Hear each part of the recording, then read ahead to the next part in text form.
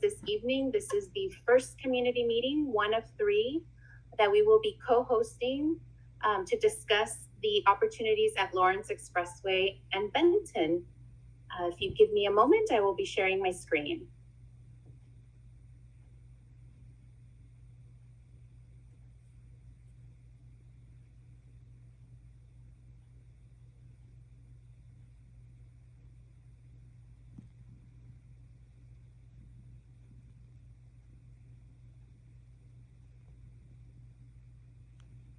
And if our team can just confirm that they are seeing the full slide. Yes, okay, perfect. Thank you so much. And it's advancing, correct? Wonderful. Thank you again, everybody. To run through the agenda very quickly, we'll do a quick round of introductions, give you some background about the potential opportunity, the need for interim housing with some specific details about the needs in Santa Clara, in the city of Santa Clara. We'll do an introduction about Life Moves, go over the site, talk about some prepared questions that we've heard from the community already, and then give you all the opportunity in a Q&A session to ask questions. Then we will have some time for closing remarks and next steps. And before we start, we'd like to establish a couple of ground rules so that we can do our very best to hear your Q&A for tonight. We encourage you to use the Q&A button to submit questions throughout the presentation and during the Q&A session. Please enter your name with your question if you are comfortable so that we can follow up with you if needed. We have members of the team monitoring the Q&A, so if you need assistance, you can type it into the Q&A. And just one last bit that during the Q&A session, we will also be giving those the opportunity that have their hands raised with the option to share within a few minutes their comments. Welcome and introductions. Again, my name is Consuelo Hernandez, Director of the Office of Supportive Housing. And joining me this evening as meeting hosts are representatives from Life Moves, staff from the City of Santa Clara. So if city staff, we are able to wave. And then we also have county staff that are on the line. At this time, we'd like to take a minute to recognize any elected officials that might be on. And we do see that we have Vice Mayor Jane, Councilmember Becker, Vice Mayor Park, and we also have maybe a representative from the city of Sunnyvale. If I'm missing any of the elected officials, apologies, we do have about 296 attendees. Feel free to raise your hand if you'd like to be acknowledged, or give us a holler and we will acknowledge your presence later on in the evening. The objectives of tonight's meeting is to share with the community the opportunity to expand interim housing options in Santa Clara. We want to provide context and background on the unhoused population in the city of Santa Clara.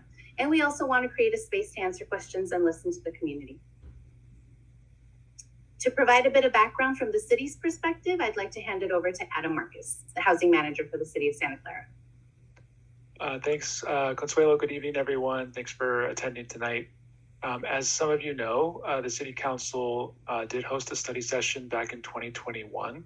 And we were directed to look for sites for Home Key, which is a state program that's used to help cover the cost of building shelter and permanent supportive housing, as well as services. We also were directed to form a task force, which we did about the middle of last year. And we ran the task force for 6 months, and it just recently completed at the end of 2022.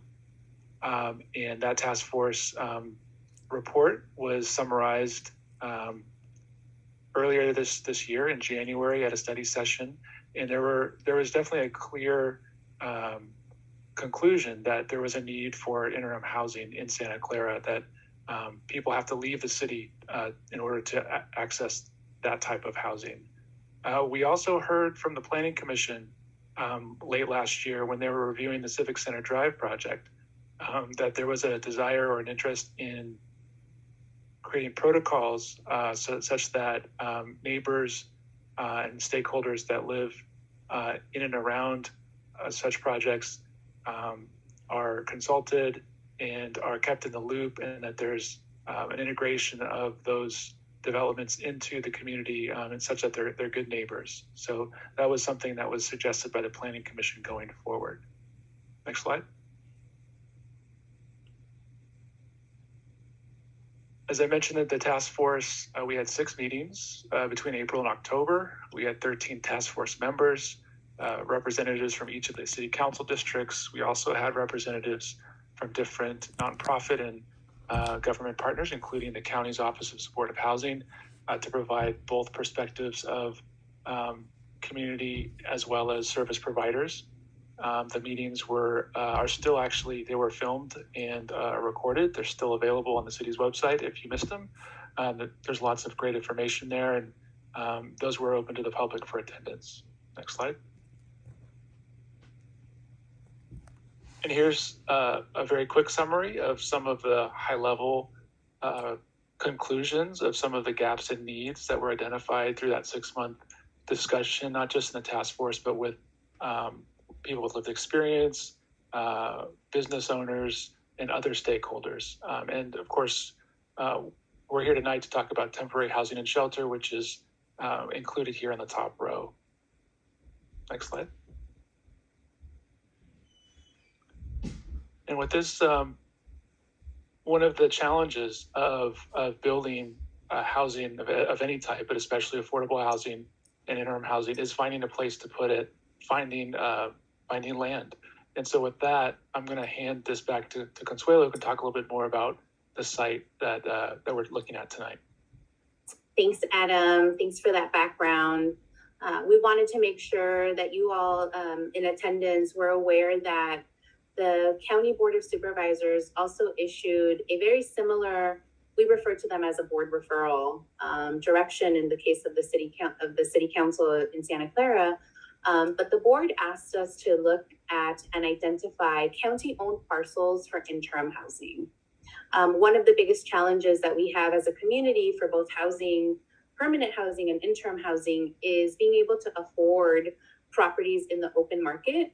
And that often takes up a lot of the resources that we need in order to build and then operate future sites. And so one of the things that the board asked us to do is to look at specifically properties in the cities of Sunnyvale, Santa Clara, Campbell, Gilroy, and San Jose. And this is the property that county staff have identified in the city of Santa Clara. It is an underutilized parcel that could be made available for interim housing. Life Moves has expressed an interest in developing the site. And in a few minutes, we will hand the presentation over to Life Moves so that you all can learn a little bit about them, their service delivery model, and learn more about the services that they provide. But from our perspective, there is an alignment with what the city is wanting to do, and the direction that the board has given staff to partner with cities and identify properties for interim housing. We also wanted to take a little bit of time to give you context and background about what we're seeing in the community with the specific link to the city of Santa Clara. So this chart that you're seeing here is the biannual point in time count. For those of you that are not familiar, the county is required to prepare and conduct a biannual point in time count of all of the unsheltered and sheltered homeless individuals in our community. We need to do this in order to be eligible for resources that come through the federal government through what we refer to as a continuum of care funding.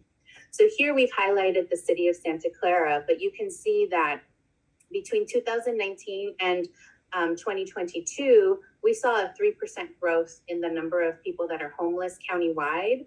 But in the city of Santa Clara specifically, we saw that growth by 35%. And why this is important is because, as Adam mentioned, one of the findings from the Unhoused Task Force is that there isn't enough housing and there isn't enough shelter for people that find themselves unsheltered, struggling to pay their rent, and which is why we're here tonight to share that information with you, and then break down a little bit more about who is homeless in Santa Clara, in the city of Santa Clara. And this, by the way, is the same information that was reported at the earlier city council meeting that Adam mentioned. So in calendar year 2021, what we saw in our county records is that 769 individuals affiliated with the city of Santa Clara were homeless. 57% of them identified with having a serious physical or mental health condition, and 50% of them were chronically homeless. And why this information is important for us is because it helps us in designing our programs and being able to educate the members of the public so that you can see, what are the needs in the community. In this instance, we're showing you here by age, the people that are homeless, and by household type, because again, this helps us in designing the programs that are responsive to that need. As a county, we have our Community Plan to End Homelessness 2020-2025. We are in our third or fourth year of implementation, and I won't get into all of the details. We're happy to provide you a link or set up a separate meeting to help guide your knowledge in our strategies, but we want to highlight strategy number 3. And strategy number 3 calls for the improvement of the quality of life for unsheltered individuals and create a healthy neighborhood for all. And within this strategy, we have a goal of doubling the number of shelter beds. And while we've made progress over the last 3 years, there is still a high need in our community. And you will see later this evening specifically where the gaps are, and it includes the city of Santa Clara. So with that, I will hand it over to Dr. Greenberg with Life Moves.